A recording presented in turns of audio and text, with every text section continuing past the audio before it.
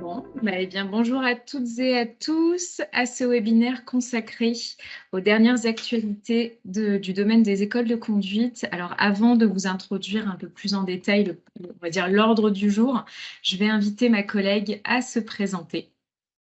Bonjour, du coup, je suis Marie-Sophie Girardin, donc responsable de projet à l'Observatoire de la NFA, donc Observatoire des métiers des services de l'automobile, et en charge notamment du secteur de l'enseignement de la conduite, dont je vais vous présenter plutôt donc les données de la filière du secteur. Et pour ma part, Nilufar Hamadi, responsable projet du service ingénierie des certifications sur le domaine école de conduite également, et qui est amené à travailler sur la rénovation, l'actualisation des CQP, des certifications du domaine. Voilà. Alors, concernant le programme, donc pour vous donner un petit peu le fonctionnement prévu, on va vous faire une présentation d'une durée de 45 minutes successivement, l'observatoire, puis pour ma part, sur la partie certification. Puis après, on se consacrera à un temps d'échange, de questions-réponses en fonction des différents éléments. Je vous invite néanmoins à utiliser la rubrique questions-réponses pour indiquer les différentes questions que vous souhaitez aborder tout au long de la présentation. Puis on pourra, dans la mesure du possible, répondre à certaines à l'écrit. Puis après, on les évoquera à l'oral. Voilà, Marie-Sophie, je te passe la main pour introduire le sujet. Merci Nilufar. Donc on commence effectivement avec un portrait sectoriel, hein, donc l'actualité et les données du secteur de l'enseignement de la conduite. Tout d'abord, au niveau des acteurs et donc des entreprises du secteur, on est sur 12 600 entreprises pour l'année 2020. Donc, on est sur les dernières données disponibles au niveau de l'INSEE. En 2020, on avait un peu plus de 12 600 entreprises dans l'enseignement de la conduite. On voit ici, au niveau de l'évolution, qu'on a une progression, une tendance qui est forte depuis de nombreuses années à l'augmentation du nombre d'entreprises. Par contre, ce qu'on observe depuis quelques années, plus récemment, depuis 2017 précisément, c'est une inversion de tendance sur la nature des entreprises présentes sur le secteur. On voit que le nombre d'entreprises avec des salariés diminue depuis 2017 pour atteindre un peu plus de 5 900 entreprises, alors que les entreprises zéro salarié, donc tout statut confondu, elles progressent pour atteindre 6 700 entreprises en 2020. Cette tendance, on va la retrouver dans les données des créations d'entreprises. Donc là, on regarde uniquement les nouvelles créations, les créations qui arrivent année par année. Ce qu'on peut voir sur le graphique, c'est deux choses. Tout d'abord, on a bien sûr le temps d'arrêt de 2020, avec la situation sanitaire dont on va beaucoup parler aujourd'hui, qui a fait stagner le nombre de créations d'entreprises en 2020. Puis en 2021, une forte reprise avec plus 23 d'augmentation des créations par rapport à l'année précédente. Donc une forte reprise en 2021. Et quand on regarde encore une fois la nature des entreprises qui se créent, on voit que parmi ces créations, la part du statut auto-entrepreneur, qu'on peut aussi appeler micro-entreprise, a fortement augmenté puisqu'elle atteint 72 en 2021. C'est 44 points de plus qu'en 2016. Donc vous voyez, c'est la part orange sur le graphique qui progresse d'année en année et qui atteint 72 en 2021. Si on passe maintenant au marché et aux activités, on va retrouver dans les activités des écoles de conduite 2 axes principaux, et le premier qui est le plus majoritaire, les activités auprès des citoyens. Donc vous retrouvez sur ce schéma toutes les activités possibles des écoles de conduite tout au long de la vie du citoyen. Ça part de la sensibilisation à la sécurité routière qu'on peut commencer dès très jeune, jusqu'au stage post-permis ou d'éco-conduite, ou encore de récupération de points pour certains établissements. Et puis, bien sûr, l'activité principale, largement majoritaire et dont on reparlera juste après, c'est la préparation au permis de conduire. Pour les citoyens, plutôt permis voiture et moto, mais on a aussi quelques permis poids lourds pour les particuliers. Le deuxième axe, c'est bien sûr les activités auprès des professionnels. Et là, on va retrouver les permis de conduire, notamment le permis poids lourd qui a un peu plus d'importance auprès des professionnels. La formation professionnelle pour les filières logistique, transport et travaux publics, donc c'est environ 800 000 CACES qui sont délivrés chaque année, mais une forte concurrence des entreprises déjà spécialisées sur le domaine, et donc assez peu d'écoles de conduite qui pratiquent l'activité. Et enfin, certaines écoles de conduite peuvent également dispenser la formation au titre professionnel enseignant de la conduite et de la sécurité routière si elles sont centres de formation de moniteurs agréés. Donc, il faut avoir bien sûr le personnel et l'agrément. En 2020, on en reparlera, mais 1442 candidats étaient inscrits au titre pro enseignement de la conduite et de la sécurité routière. Donc voilà pour les possibilités, si on peut dire. Le secteur, il est fortement impacté par les évolutions réglementaires. On a depuis quelques années un double objectif qui est clairement affiché par les pouvoirs publics. D'une part, améliorer la sécurité routière, donc ça, on comprend tout de suite l'intérêt et l'objectif en termes de baisse de l'accidentalité. Et d'autre part, rendre plus accessible le permis de conduire et le choix a été fait de plutôt le faire en baissant le coût du permis de conduire. Donc, ces 2 objectifs ne sont pas forcément compatibles, puisqu'on veut à la fois améliorer, la formation et en même temps en faire baisser le coût. Mais, cet objectif, d'accessibilité au permis de conduire, il est très fort puisque, le permis de conduire reste un vecteur important d'inclusion sociale et professionnelle. C'est vraiment, primordial, notamment en zone rurale, d'avoir accès à la voiture.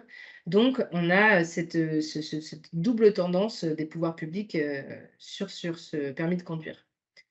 On a eu donc beaucoup d'annonces et beaucoup de nouvelles réglementations dans le secteur, ces dernières années, notamment la création du label qualité des formations au sein des écoles de conduite, Donc c'est un label, qui est, sur base du volontariat, qui est public, mais qui, réserve certaines formations, uniquement aux écoles de conduite labellisées et qui concerne, actuellement à peu près 3 500 écoles de conduite. Ensuite, on a également eu en 2019 10 mesures qui ont été annoncées dans le cadre du permis pour tous. Des mesures qui visent notamment à faire baisser le coût du permis de conduire ou à améliorer la formation, comme je vous le disais, les 2 objectifs concomitants, avec par exemple inciter au développement des simulateurs de conduite, au développement de la conduite sur boîte automatique, etc. Je ne reviens pas dans le détail des mesures, mais vous pouvez bien sûr les retrouver dans nos documents. Et puis, il y a beaucoup de mesures, effectivement, qui sont maintenant connues et passées dans les activités des professionnels. Sur le terrain, ce qui remonte, c'est que les évolutions réglementaires, elles sont jugées comme de plus en plus fréquentes et que ça entraîne des lourdeurs administratives. On a vraiment des besoins en personnel pour gérer toutes ces nouvelles réglementations et les dossiers derrière administratifs que cela implique. Maintenant, je fais un point sur l'activité principale et la préparation au permis de conduire. Donc, on va revenir un petit peu sur ce qui s'est passé dans les données ces dernières années. On a voilà, les données jusqu'en 2021, 2022 est encore en cours, mais c'est intéressant de regarder ce qui s'est passé notamment en 2020 avec le contexte sanitaire et en 2021 ensuite en effet de rattrapage. Donc, ce qu'on peut regarder ici sur le nombre de nouveaux candidats inscrits, donc là, on est vraiment en amont, au début de la démarche, on voit que, premièrement, en 2020, le nombre de candidats inscrits au permis est comparable au volume des années précédentes. Alors que, dans le même temps, les écoles de conduite ont été obligées de fermer plusieurs mois dans l'année, puisqu'on a eu, je vous rappelle, en 2020, le premier confinement très strict, puis le second de fin d'année, où les écoles de conduite ont dû fermer leurs portes. Et donc, on voit bien que ça va créer des problèmes, puisque forcément, on avait un niveau de candidats toujours aussi élevé, alors que des restrictions fortes planaient sur le secteur. Ce qu'on observe également sur ce graphique, c'est qu'en 2021, le nombre de candidats, lui, il a fortement progressé. Donc non seulement ça n'a pas baissé en 2020, mais ça a fortement progressé en 2021, et principalement porté par le groupe léger. Donc plutôt le permis voiture qui a porté la progression. Donc vous le voyez en vert sur le graphique, avec donc une activité très forte sur 2021. On va y revenir. Quand on regarde un peu plus précisément, mois par mois, ce qui s'est passé, donc en bleu, vous avez 2019, en rouge 2020 et en vert 2021. On peut voir qu'en 2020, on voit la grande chute du premier confinement au niveau du mois d'avril où voilà, les écoles de conduite étaient fermées. Puis le second confinement en fin d'année qui était un peu moins restrictif en novembre et en décembre. Et entre deux, bien sûr, l'activité qui avait fortement repris avec un rattrapage sur les mois de juin, juillet, août, septembre et octobre, alors qui n'a pas suffi à rattraper entièrement l'activité qui n'a pas eu lieu, mais qui a conduit à avoir dans les établissements plus de 20 000 candidats par rapport aux années précédentes, hein. Donc 20 000 candidats de plus à absorber, entre guillemets, sur ces mois de l'année. Donc une activité très forte et des fluctuations difficiles à mettre en place. Et on voit par contre qu'en 2021, l'activité a été forte tout au long de l'année, hein. Donc en vert sur le graphique, on est quasiment toujours au-dessus du bleu, hein, qui correspond à 2019, année de référence avant le Covid. Et vous voyez que là, l'année 2021 a concerné un niveau élevé de candidats tout au long de l'année. Au niveau de l'épreuve théorique générale, on retrouve cette progression forte dans les données. On a près de 2 300 000 candidats examinés en 2021, hein, donc c'est 18% de plus par rapport à 2020. Donc 2020 était un petit peu spécial, mais en termes de candidats examinés, on était à peu près similaire à ce qui s'était passé en 2019. Donc c'est une grosse progression sur le nombre de candidats examinés à l'épreuve théorique générale.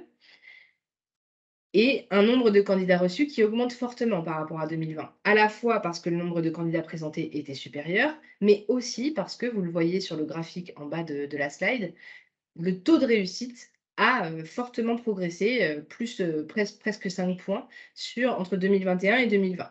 Donc une progression importante du taux de réussite, un nombre de candidats inscrits plus élevé, ce qui nous donne 30% de reçus en plus en 2021 par rapport à 2020, soit près de 300 000 candidats supplémentaires pour des leçons de conduite. Donc là aussi, un indice, un indicateur de l'activité forte, du dynamisme fort des écoles de conduite en 2021. Je nuance un petit peu sur l'évolution du taux de réussite à l'épreuve théorique générale. On nous a remonté du terrain une problématique de fraude à l'examen de l'épreuve théorique générale, hein, qui pourrait du coup expliquer en partie, en tout cas, la remontée des taux de réussite. Bien sûr, c'est très compliqué d'avoir des données sur ces fraudes. On ne peut pas estimer à l'heure actuelle le volume, mais ça pose vraiment question ensuite dans les établissements, puisque pendant les leçons de conduite, ça veut dire qu'il faut pouvoir apprendre ou réapprendre les notions du code de la route, donc une difficulté supplémentaire à gérer lors des leçons de conduite. En termes d'examens pratiques, hein, on retrouve la progression du nombre d'examens pratiques qui ont été réalisés en circulation, donc en 2021, avec près d'1 800 000 examens pratiques. Alors c'est une forte progression par rapport à 2020, puisque les examens n'avaient pas pu avoir lieu pendant les confinements, mais c'est aussi une progression par rapport à 2019. Donc vraiment un rattrapage de l'activité qui n'a pas pu avoir lieu en 2020 et une continuité de l'activité qui, de toute façon, a lieu. Par contre, on voit qu'au niveau des taux de réussite, là, pour les examens en circulation, on est sur une tendance plutôt stable, voire en baisse, notamment sur le permis, sur les véhicules légers, sur le groupe léger. Donc, au final, on obtient sur l'année 2021 plus d'1 100 000 certificats d'examen du permis de conduire délivrés. Donc, encore une fois, une progression à la fois par rapport à 2020 et par rapport à 2019, avec, vous le voyez, en termes de nombre de permis B, une tendance qui est repartie vraiment à la hausse, hein, avec plus de 905 000 permis B délivrés, hein. Donc là, vraiment, on est sur une reprise de la tendance plus, hein, avec une forte progression, à suivre bien sûr sur 2022 pour voir si ce dynamisme continue ou si on était vraiment sur l'effet rattrapage de l'année 2020. En ce qui concerne la nature de ces permis délivrés, on a à peu près 84% des permis qui concernent le groupe léger, 11% la moto et 5% les permis poids lourds. Si on regarde maintenant un peu dans le détail de la formation, de comment se sont formées les personnes qui passent leur permis de conduire, on voit que l'apprentissage anticipé de la conduite a concerné 17% des examinés au permis B, hein, donc un peu plus de 260 000 candidats examinés. Et le taux de réussite, lui, il est significativement supérieur, hein, pour ces candidats, puisqu'il est de 75%, donc 17 points de plus par rapport au taux de réussite global, donc toujours un avantage net en termes de résultats pour la conduite accompagnée, hein, l'apprentissage anticipé de la conduite. Alors que quand on regarde en parallèle les candidats libres, donc c'est-à-dire les candidats qui sont présentés à l'examen sans être inscrits dans une école de conduite, là, on voit que le taux de réussite, il est largement inférieur, il est de 45%, donc 13 points en dessous du taux de réussite global et 30 points en dessous du taux de réussite en conduite accompagnée. Donc vraiment une marge importante. Et quand on regarde en termes de volume, alors ça reste marginal, hein, ça concerne 70 000 candidats à peu près examinés au permis B en 2021. C'est 4,5% des examinés du B, donc ça reste faible, mais ça commence à devenir significatif. Et c'est surtout en forte augmentation. Ça représente 60% de plus que l'année précédente. Et en termes de part, voilà, on était à 2,7% en 2019, on passe à 4,5% en 2021. Quand on a questionné l'impact de la crise sanitaire, donc on a mené une étude à la fois quantitative et qualitative auprès des établissements, des écoles de conduite. On a, mis en lumière un peu 2 évolutions, 2 tendances, qui ne sont pas, qui ne vont pas dans le même sens, mais qui cohabitent très bien. À la fois le développement du numérique, on voit que les écoles de conduite, celles en tout cas qui ne proposaient pas déjà le code à distance, ont dû rapidement s'adapter, bien sûr pour continuer à former puisque je vous rappelle qu'on a eu les confinements bien sûr, mais on a également eu, la fermeture des salles de code pendant plusieurs mois au-delà des confinements. Donc ça concerne à la fois les écoles de conduite qui peuvent donner accès à une plateforme en ligne pour, réviser, les questions sur des logiciels, mais également, et c'était la nouveauté, de la période, des écoles de conduite qui, ont commencé à dispenser des cours de conduite en visioconférence, donc par, notamment Teams ou Zoom, ou d'autres outils en ligne pour pouvoir avoir un accès à leurs apprenants et à leurs formés. Donc un développement du numérique pendant la période, un peu, contraint et forcé par les événements, mais pour lesquels les professionnels se sont adaptés et dans le même temps, une réaffirmation de l'importance de la relation et de la relation en face à face, en sur mesure, de l'accompagnement, de l'information auprès des apprenants. On voit que lors de la réouverture des établissements, il y a eu, hem, beaucoup de gestion de conflits à gérer, hein, de conflits à gérer, puisque, comme je vous l'ai dit, on a eu beaucoup d'activités, de rattrapage d'activités, suite à la période de confinement. Donc, des tensions en termes de délai, en termes de demande et beaucoup d'informations à donner sur les protocoles sanitaires, sur l'organisation, la gestion des plannings. Donc, une gestion des conflits en hausse et une réimportance de la pédagogie, de l'information, de l'accompagnement sur mesure, des personnes qui, voilà, n'avaient pas eu accès, aux écoles de conduite sur la période. Conséquence de ces évolutions, on a plus d'un tiers des établissements qui ont indiqué dans notre enquête que la crise avait révélé ou amplifié certains besoins en compétences. Donc c'est pour vous dire, hein, le secteur qui a le plus déclaré avoir eu des besoins en compétences sur la période, dans toute la branche des services de l'automobile. Avec en tête, des besoins en compétences sur le numérique, donc voilà, on comprend tout de suite pourquoi. Sur la communication et sur, tout ce qui est qualité, hygiène, sécurité, environnement, hein, ce qu'on appelle QHSE et qui bien sûr, concerne également la mise en place des protocoles sanitaires, la gestion, des équipes pour établir les plannings et cetera. Donc vraiment, 3 pôles un peu bien identifiés qui sont ressortis en termes de besoins en compétences sur la période. Voilà pour la partie, marché et activité. Donc n'hésitez pas, hein, si vous avez des questions, à les inscrire, soit dans le fil, soit dans l'onglet questions et réponses. On pourra y revenir, en fin de présentation. Je passe maintenant à la partie emploi et recrutement. Donc dans le secteur, actuellement, donc en 2021, en dernières données disponibles, le secteur comptait près de 27 000 salariés. 26 883. Ce qu'on voit, hein, c'est que l'emploi progresse à nouveau en 2021 et fortement avec plus 7% d'emplois, donc c'est vraiment significatif, vraiment notable. Et cet emploi a été porté par les pics d'activité, donc comme on le disait, dû en partie au retard accumulé lors des confinements en 2020. Et donc une reprise forte, hein, qui nous ramène presque au niveau de 2017, hein, puisqu'on avait eu plutôt ces dernières années, entre 2016 et 2019, plutôt une tendance à la baisse de l'emploi salarié. Eh bien, cet emploi salarié repart à la hausse en 2021. En termes de caractéristiques de l'emploi, on a un secteur qui est très particulier, qui se distingue, hein, du reste de la branche des services de l'automobile. Tout d'abord, c'est un secteur qui est largement accessible aux femmes, avec des femmes qui représentent 46% des emplois, donc elles occupent à la fois des postes administratifs, mais aussi en grande partie des postes d'enseignants de la conduite, hein, donc vraiment un secteur mixte. Un secteur où la moitié des salariés est employée dans des établissements de moins de 6 salariés, hein, donc vraiment une taille d'entreprise petite, avec beaucoup d'établissements répartis sur tout le territoire, mais de petites entreprises. Un taux de CDI qui s'élève à 91 hein, donc un taux de CDI élevé, légèrement inférieur au reste de la branche, mais quand même à plus de 90. En termes de répartition, par CSP, vous avez ici donc la répartition entre chefs d'entreprise, enseignants de la conduite, employés et puis, apprentis et contrats salariés, contrats aidés. Ce qu'on peut noter de plus, c'est que, les temps partiels sont largement représentés, dans le secteur. On a 22,5 des salariés qui sont à temps partiel, hein, c'est seulement 10 dans le reste de la branche. Donc on voit que, c'est plus élevé dans l'enseignement de la conduite, ce qui peut, s'expliquer notamment en raison des ouvertures, des écoles de conduite qui doivent répondre à la demande, des clients et donc être plutôt ouverts en soirée ou, pendant les week-ends. Donc ça correspond, voilà, aux disponibilités de la clientèle.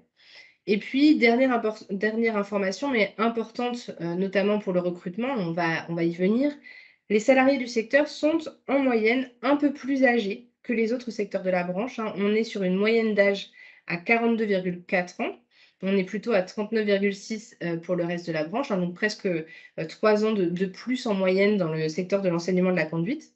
Pour 2 raisons. D'une part, on ne peut pas accéder au métier d'enseignant de la conduite avant d'avoir, 20 ans et d'autre part, donc on n'a pas de très jeunes, notamment d'apprentis très jeunes comme on peut avoir par exemple, dans la maintenance auto et d'autre part, c'est un métier qui, s'embrasse parfois en deuxième partie de carrière avec une reconversion.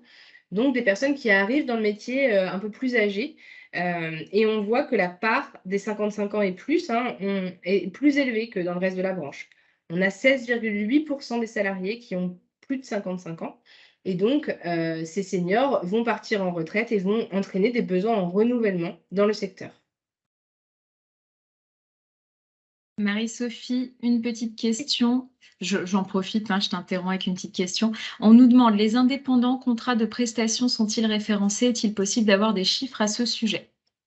Alors effectivement, quand on parle de l'emploi ici, tout à l'heure, je vous montrais le graphique de l'emploi, on est bien sur de l'emploi salarié.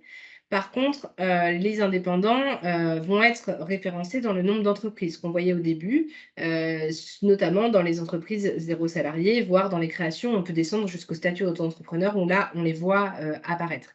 Par contre, on n'a pas de données ensuite sur, le stock, si ces entreprises sont pérennes, ces micro-entreprises sont pérennes. On sait par le terrain que, effectivement, il y a beaucoup d'auto-entrepreneurs qui cessent leur activité assez rapidement, soit parce que le chiffre d'affaires est trop élevé et donc ils ont besoin de passer sur un statut, autre, soit parce que, l'activité n'est pas assez rémunératrice et donc ils «reviennent» entre guillemets dans le salariat où ils quittent le secteur.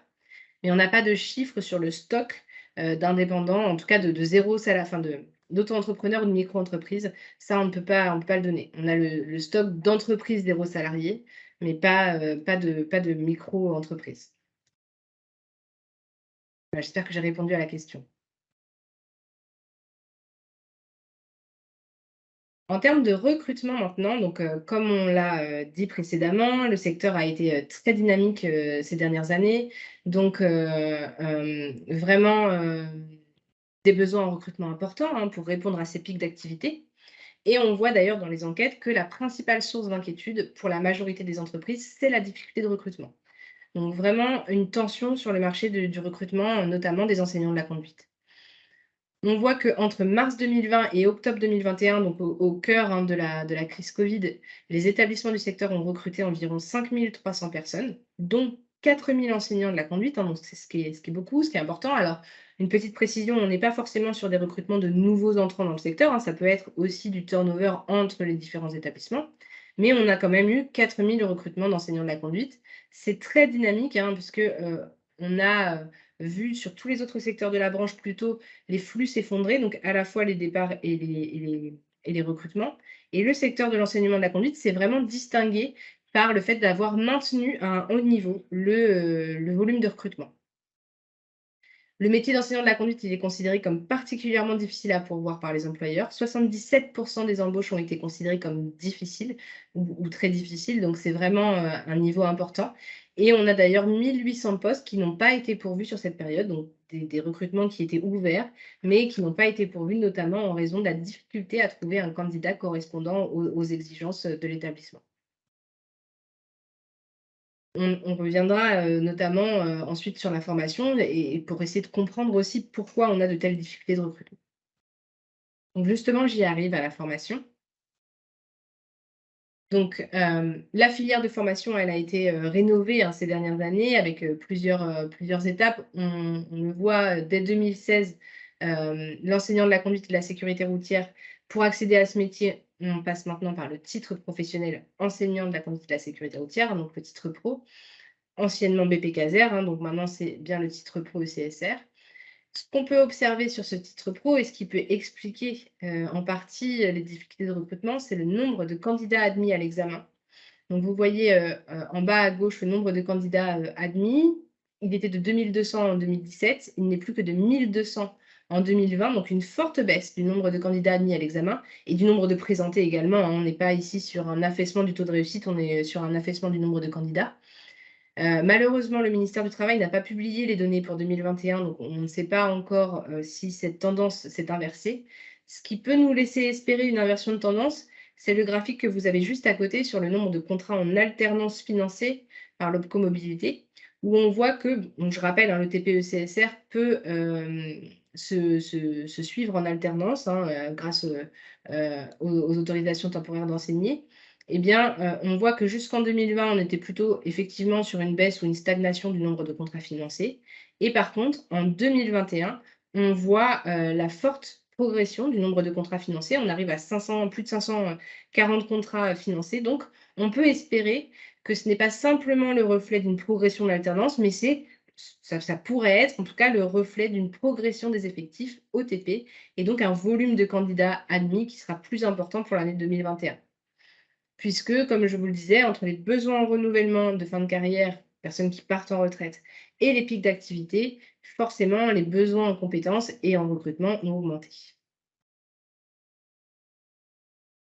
Pour le gérant d'école de conduite, cette fois, donc depuis 2016, la voie d'accès royale, entre guillemets, c'est le CQP, responsable d'unité d'enseignant de la sécurité routière et de la conduite. Donc là, c'est une certification de branche, donc on peut avoir le nombre de candidats admis au CQP. On voit qu'en 2021, ils étaient 231. Il y a eu une petite baisse en 2020, effectivement à 147. Mais à chaque fois, on observe que ces certifications entraînent de très bons taux de réussite et d'insertion et une perception de la qualité qui est très forte. Ici, pour les sortants 2021, donc on a interrogé en 2022 cette année, pour les sortants de 2021, on voit que 93% des sortants sont satisfaits de leur formation, soit plutôt satisfaits, soit très satisfaits, hein, donc vraiment une formation qui est plébiscitée. 96% des présentés à l'examen ont réussi leur certification et 99% sont insérés. Donc 99% des titulaires, 6 mois après, sont insérés, soit dans le métier cible, donc c'est-à-dire qu'ils sont bien gérants d'une école de conduite, soit sur un autre poste. Quand on regarde du coup le détail de cette situation professionnelle, on voit que parmi les titulaires en emploi, 96% sont embauchés dans la branche et 74% exercent le métier pour lequel ils ont été formés. Donc vraiment des taux très satisfaisants avec, comme vous le voyez, une part importante de CDI et une part importante de personnes à leur compte, dû à leur statut, ce qui est logique sur ce métier. On a demandé plus largement si les personnes avaient créé ou repris une école de conduite existante et 62% des titulaires ont effectivement créé ou repris une école de conduite existante dans les 6 mois, hein, donc c'est très rapide, et 18% projetaient de le faire dans un avenir proche. On avait notamment des remontées comme quoi, voilà, avec la période Covid, il y avait eu des délais pour avoir certains papiers administratifs ou avec l'incertitude, attendre un petit peu de recul avant de vraiment pouvoir ouvrir ou reprendre une école de conduite. Voilà, j'en ai terminé de la présentation du projet pardon, du portrait sectoriel. Donc j'espère que ça vous aura apporté des informations, intéressantes. N'hésitez pas à poser vos questions. Je vois qu'il y en a eu quelques-unes dans le fil. On y reviendra peut-être, à la fin du webinaire. Et je vais passer la parole à Niluphar pour la partie actualité des qualifications et des certifications. Merci. Alors, je veux bien. Hop, est-ce que je peux reprendre la main? Bien sûr. Alors, je te donne le contrôle. Oui, très bien. Hop, c'est bon, nickel.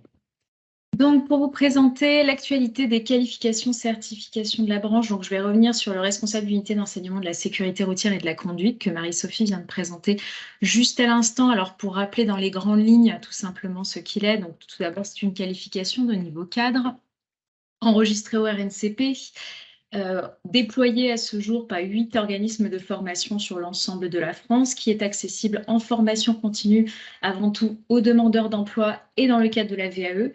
Alors rapidement, aujourd'hui, le CQPR USRC, c'est 3 blocs de compétences certifiants, du management d'équipe, du pilotage de l'activité d'enseignement de la sécurité routière et de la conduite, et du développement commercial, donc plutôt management, plutôt gestion administrative et financière, pour dire les choses dans les grandes lignes, et plutôt relations commerciales pour le 3e bloc. Tout ça pour aujourd'hui un volume horaire de formation de 126 heures.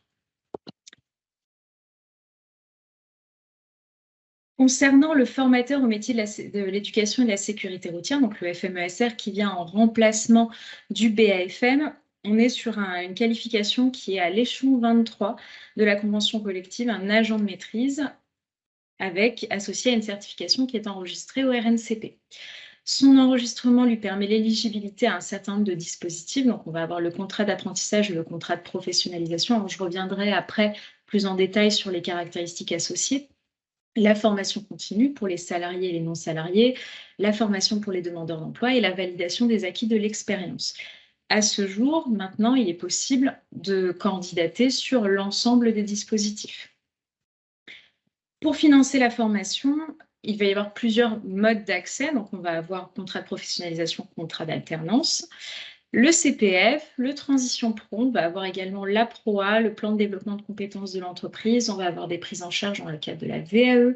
On va avoir des prises en charge dans le cadre de Pôle emploi. Donc, aujourd'hui, on a une mixité possible des dispositifs de financement qui vont permettre aux candidats qui cherchent aujourd'hui à s'inscrire en formation de pouvoir voir ces formations financées.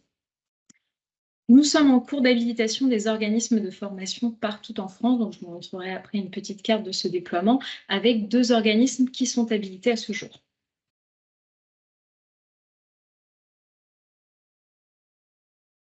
Petit délai de latence entre le moment où je cherche à passer la slide. C'est bon. Donc pour présenter ce qu'est le FMESR dans ses grandes lignes, on est alors en termes d'activité, de lieu d'exercice et de qualité requise. Sur les activités, on est sur, on va dire, dans les grandes lignes, l'ingénieur un peu pédagogique de la filière qui va avoir autant une action de coordination, de conception, d'encadrement des actions de formation qui vont être mises en place, que ce soit action de formation, de sensibilisation, on va être aussi sur tout ce qui va être la gestion, la coordination de l'organisation de ces activités. On va être à la fois sur la mise en place, le recrutement, on va être aussi sur l'organisation, la prise de marché, c'est-à-dire qu'aujourd'hui, vous savez très bien que le TPE-CSR fait l'objet de nombreux marchés sur lesquels il y a un fort enjeu de formation et au titre du FMESR, nous formons en fait, nous allons former des personnes habilitées à remporter ces appels d'offres.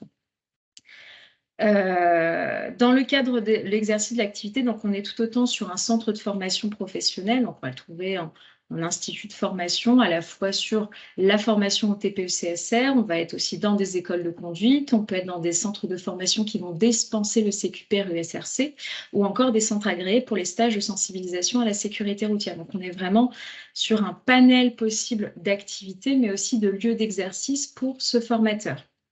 Enfin, en termes de qualité, on est plutôt sur des qualités qui vont être relationnelles, pédagogiques, organisationnelles et sur, on va dire, vraiment une rigueur et méthodologie, que ce soit dans le cadre de la création, de l'organisation de formation ou encore dans la méthodologie, la mise en place et le suivi.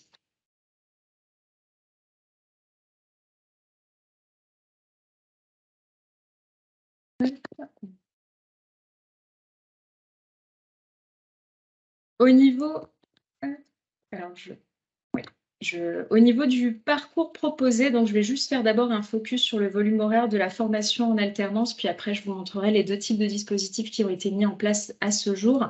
L'organisation de la formation se fait au global sur un volume d'à peu près 1101 heures. Donc on va être sur 18 à 24 mois dans le cadre du contrat d'apprentissage, contrat de professionnalisation, et puis on va être sur des formats un peu plus hybrides dans le cadre de la formation continue. On est sur 3 blocs de compétences certifiants. Conception de l'ingénierie de formation et pédagogique appliquée au domaine de l'éducation routière sur un volume de 490 heures. Le déploiement de l'offre de formation initiale et continue appliquée au domaine de l'éducation routière, 245 heures. Donc pour le premier bloc, vraiment ingénierie pédagogique. Pour le deuxième, on est plutôt vraiment sur l'aspect marché, réseau, animation de réseau professionnel. Et pour le troisième bloc de compétences de 245 heures, on est plutôt sur de la gestion, de la coordination, d'action qui va être appliquée au domaine. Combiné à ces 3 blocs de compétences certifiants, on va notamment demander aux candidats de réaliser un mémoire professionnel et bien entendu les évaluations certifiantes qui vont être associées à chacun des blocs de compétences, sur lesquels je reviendrai après. Concernant la voie d'accès proposée, les voies d'accès proposées, donc si je vous donne un peu la représentation des 2 types de calendriers qui aujourd'hui sont en train de se mettre en place, on va être soit sur un parcours alternance de 18 à 24 mois où le candidat va successivement alterner une semaine en centre, une semaine en entreprise, 2 semaines en entreprise. Tout va dépendre en fait du calendrier qui va être proposé par la structure. Mais en tout cas, un temps en centre, un temps en entreprise. Alors pour l'entreprise d'accueil, au même titre que le centre de formation qui dispensera des actions au TPE-CSR, on demandera aux alternants d'aller effectuer leur expérience en entreprise dans un centre qui dispense également le TP. Concernant la formation continue et les demandeurs d'emploi, on est sur une autre organisation. Il est possible de trouver des progressions pédagogiques qui vont être plutôt massées. Donc, on va proposer un volume de formation qui peut être éventuellement plus court, 8 mois minimum, sur lequel le candidat peut passer chacun des blocs de compétences en combinaison, cette fois-ci, d'un stage professionnel qui n'est pas du tout de la même durée que l'alternance. Pour vous quantifier, en alternance, on est plutôt sur un peu moins de 10 mois en organisme, en entreprise d'accueil, alors que dans le cadre de la formation continue, on a 2 stages, 240 heures jusqu'à 280 heures maximum. Au niveau des prérequis d'admission, quelle que soit la voie d'accès, le prérequis réglementaire est le même pour les candidats. Donc, un titre au diplôme qui est mentionné à l'article R212-3 du Code de la route, donc soit BP-CASER, soit TPE-CSR, combiné à 1607 heures d'expérience en tant qu'enseignant de la conduite et l'enseignant de la conduite automobile et de la sécurité routière au cours des 5 dernières années. Donc, au-delà de l'aspect, on va dire, réglementaire qui va être contrôlé, on va également demander aux candidats de participer à un process de recrutement mis en place par les organismes de formation dans lequel ils seront amenés à déposer notamment un projet professionnel et à réaliser un certain nombre d'études de cas, mise en situation professionnelle ou tests de recrutement pour s'assurer que les candidats remplissent bien les prérequis à la fois pédagogiques et professionnels nécessaires à l'exercice futur du métier.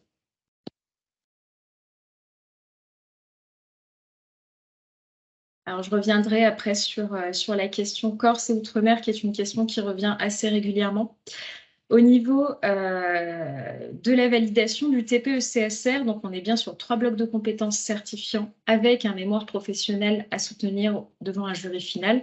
Au niveau de l'organisation, donc pour le bloc 1, on va avoir une étude de cas qui va porter sur la construction d'un itinéraire pédagogique, soit pour une action de formation ou de sensibilisation. 2 mises en situation professionnelle, une qui va avoir plutôt attrait à l'observation et l'analyse d'une action de formation animée par un TPE-CSR vis-à-vis d'un apprenti conducteur, et une seconde mise en situation qui va être la régulation par le FMESR d'une action de sensibilisation à la sécurité routière animée par un TPE-CSR. Pour le bloc de compétences numéro 2, on va être sur de la méthodologie de l'appel d'offres dans lequel le candidat va devoir analyser une proposition de marché, pitcher cette proposition auprès d'un jury. Et enfin, pour le troisième bloc de compétences, on va être sur, à partir d'une problématique organisationnelle identifiée, proposée au candidat, on va lui demander de proposer la gestion et l'organisation d'une action de formation, de sensibilisation. Concernant le mémoire professionnel, on va plutôt être sur le lien direct entre l'expérience en entreprise acquise et le parcours du candidat, dans lequel on va lui demander, à partir d'une problématique identifiée, de faire l'analyse de cette problématique, de proposer une analyse théorique puis une expérimentation en vue d'analyser ses effets. Enfin, pour le jury final, donc sous réserve que le candidat valide l'ensemble des blocs de compétences, donc avoir un minima de 10 sur 20 à chacun des blocs et d'avoir déposé son mémoire professionnel. Sous cette réserve-là, il va pouvoir se présenter devant le jury final pour faire la présentation du mémoire de recherche suivie d'une appréciation des compétences clés du FMESR par les membres du jury. Donc, les membres du jury pourront l'interroger sur les différentes activités en lien avec le métier. La qualité des évaluateurs est toujours la même, quel que soit le bloc de compétences ou le jury final. On est systématiquement sur un BAFM qui a 2 ans minimum d'expérience dans la qualification visée et qui a exercé dans le domaine au cours des 5 dernières années.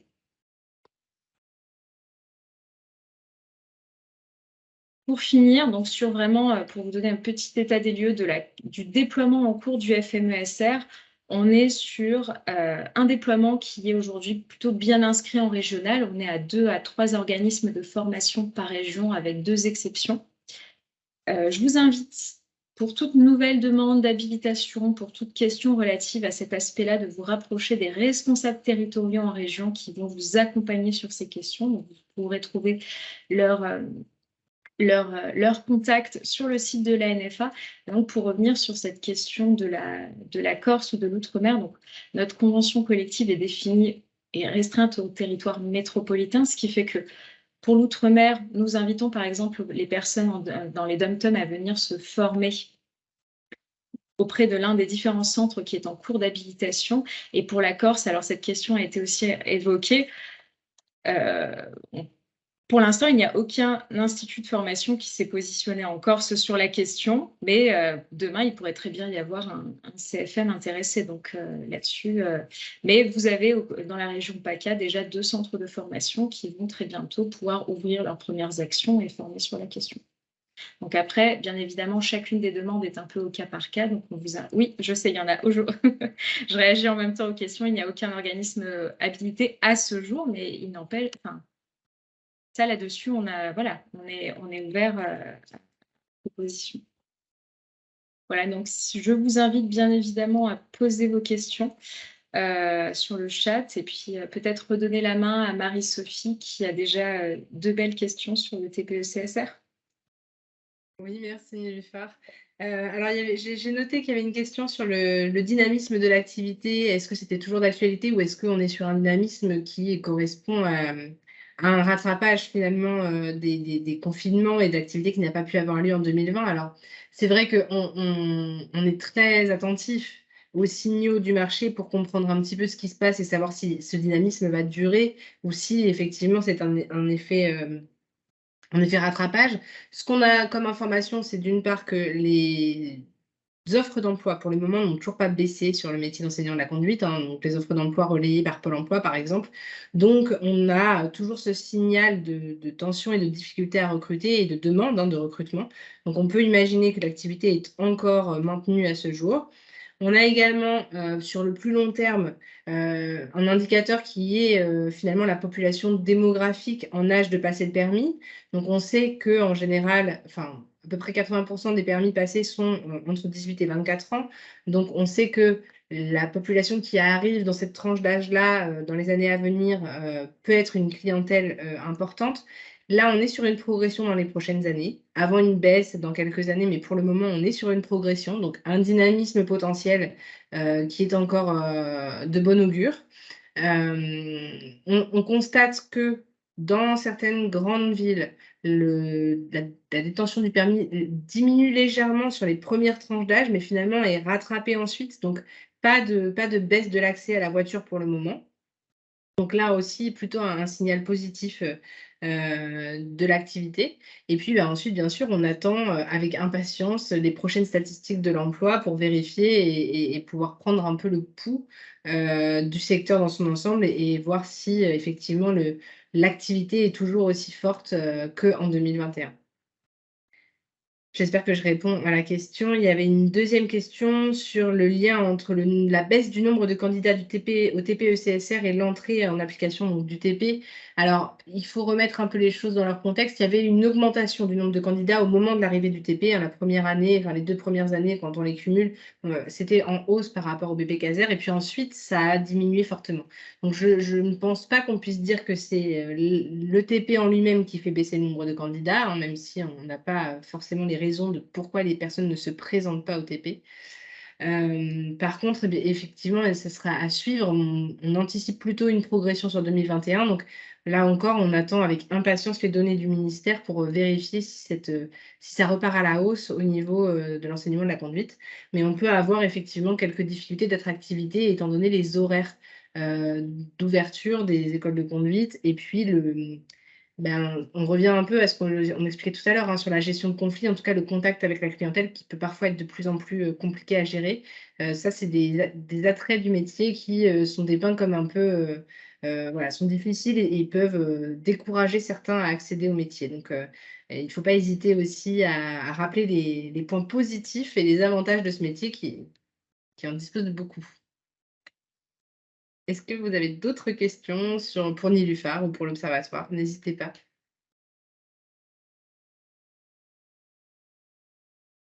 Donc, je pense on avait repris, hein, les questions. Si vous préférez qu'on ouvre les micros, si vous préférez les poser à l'oral, je pense qu'on peut le faire. Je pense que oui, on va le faire, c'est plus simple. On n'est pas très nombreux. Non, on peut se le permettre. J'ai perdu ma souris.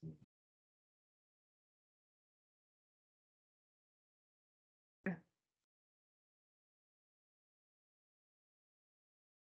Alors donc j'autorise les micros. N'hésitez pas à prendre la parole si vous souhaitez intervenir.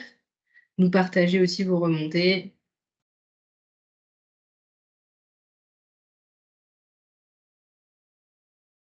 Pour l'instant, je ne vois pas de nouvelles questions.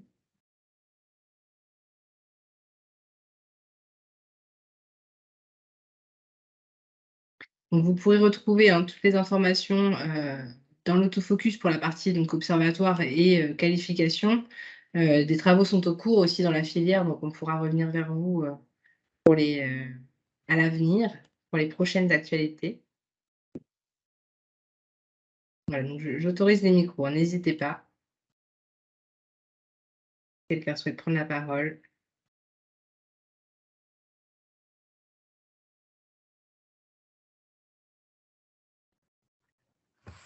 Madame Girardin, vous m'entendez? Oui. Hervé Baptiste, d'Avantage Formation. Concernant la hausse d'activité pour les écoles de conduite en 2021, la hausse d'inscription, je parle d'inscription, considérant qu'en réalité, le rattrapage des pertes Covid s'est quasiment effectué sur 2020, puisqu'on a vu qu'en 2020, on avait une activité qui était remontée, ne pensez-vous pas que 2021 la hausse d'activité de 2021 peut être lié à une modification des comportements liés au Covid. Alors, ce que l'on entend beaucoup, nous, dans les écoles de conduite, c'est un permis qui serait finalement passé plus tôt que d'habitude pour que le candidat, que le jeune, en fait, puisse accéder au transport individuel plutôt que transport en commun. Vous voyez l'idée? Je suis parent, je préfère que mon fils conduise dans son véhicule individuel plutôt qu'il aille se frotter aux autres dans les transports en commun. Ce qui expliquerait aussi la hausse des voiturettes. Qu'en pensez-vous? Oui, alors ça peut expliquer en partie. Alors, ce qu'on a vu effectivement, c'est qu'il y avait eu un fort rattrapage, comme vous le disiez en 2020 entre les 2 confinements. En tout cas du nombre d'inscriptions, donc pas forcément de toute la formation au permis de conduire, hein. Donc il y a pu y avoir aussi en 2021, la suite de ce rattrapage, hein. Donc, le dynamisme de 2021, il est, pour ma part, multiple. C'est-à-dire qu'on a à la fois le rattrapage de l'activité qui n'a pas pu se terminer en 2020 et un dynamisme de l'activité puisqu'on a une progression, comme je vous le disais, de la démographie, hein, des personnes en âge de passer le permis. Et peut-être qu'on a effectivement ce report des transports en commun. En tout cas, on l'a vu fortement sur l'année 2020 et au début 2021, ce report des transports en commun vers le transport individuel. c'est bien sûr des dynamiques qui sont assez localisées, puisqu'on voit quand même que, par exemple, Paris intramuros, on a une détention de la voiture qui commence à diminuer.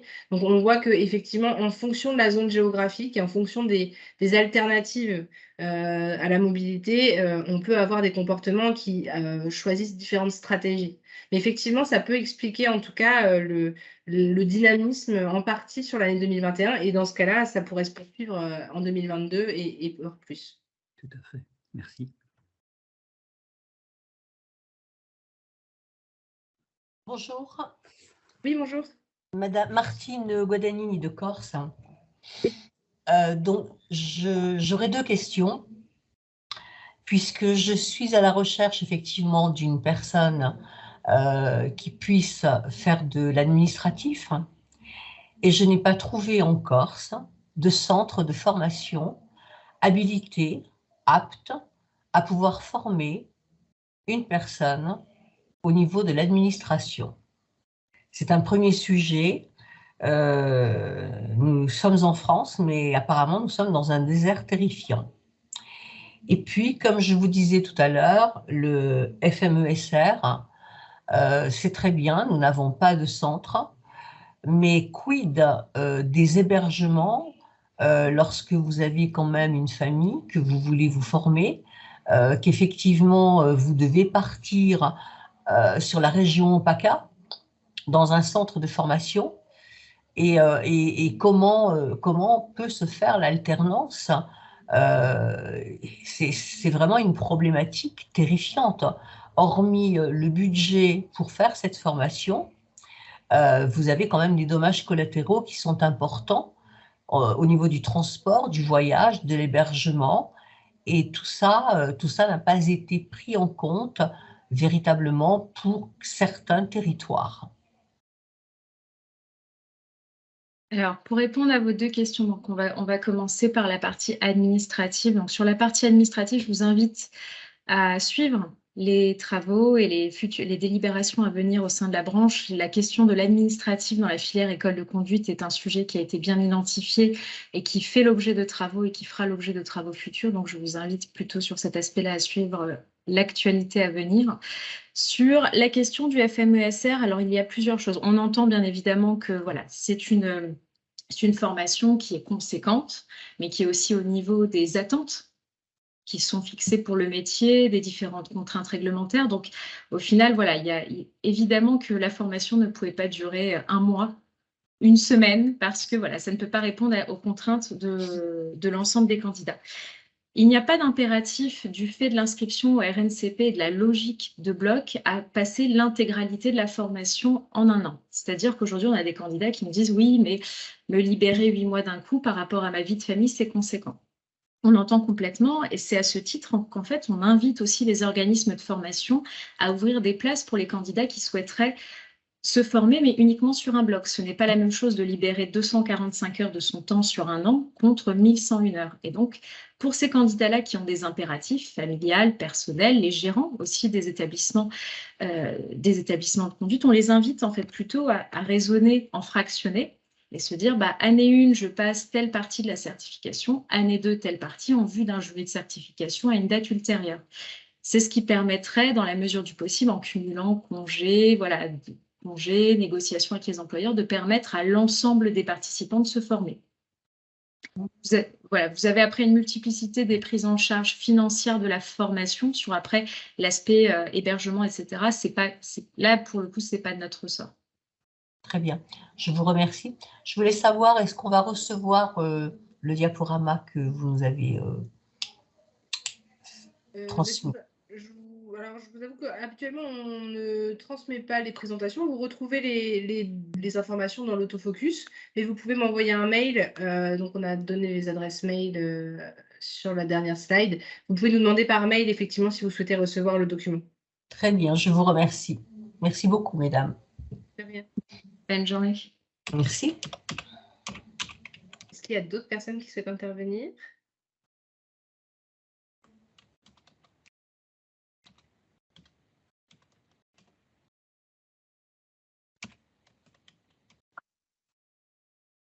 Je ne vois pas. Pas de petite main levée. Eh bien, je pense qu'on va pouvoir clôturer du coup ce webinaire s'il n'y a pas d'autres questions, s'il n'y a pas de regrets. Non, c'est très bien. Parfait. Ben, merci beaucoup à tous. Merci, mesdames. Merci beaucoup. Nilüfer, je te laisse le mot de la fin. Eh ben, écoutez, merci à tous pour votre participation. Bien évidemment, on se tient à votre disposition via nos adresses mail respectives pour toute question et on vous souhaite une très bonne journée. Merci. Au revoir. Au revoir.